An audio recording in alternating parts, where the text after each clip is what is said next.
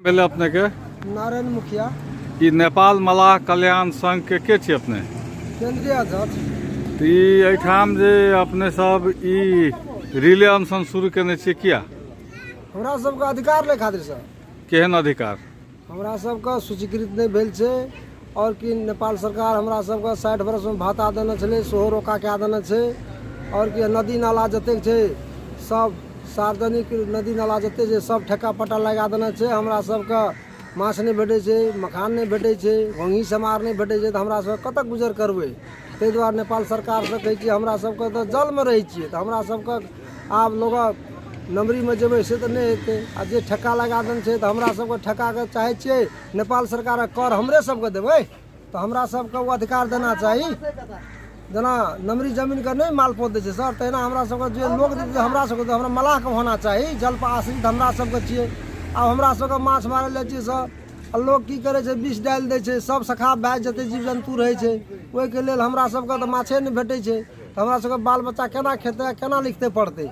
इएह सब हमरा सबके मांग 20 बुद्धे रखने छियै से हमरा 20 बुद्धे मांग देतै तक हमरा सबके रैली अनशन करते रहबै। अगर सरकार नहीं सुनवाई करतै तो फिर घोषणा करबै और तकर बाद में हमरा सशस्त्र आंदोलन में जेबै सर। नेपाल मलाह कल्याण संघ हनुमाननगर कालनी नगरपालिका भारद 1 सप्तरीले कोशी ब्यारेज में यो 2081 माघ 25 गतेदेखि अनिश्चितकालीन रिले अनसनको सुरुवात गरेको छ। उहाँहरूले 20 बुन्दे माग राखेर यो रिले अनसनको सुरुवात गर्नुभएको हो।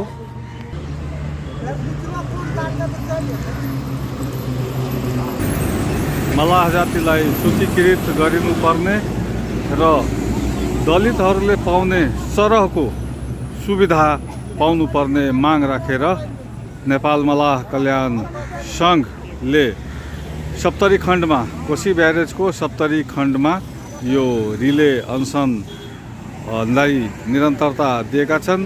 माघ 25 गतेदेखि रिले अनसन सुरु भएको हो, अहिले पनि जारी छ।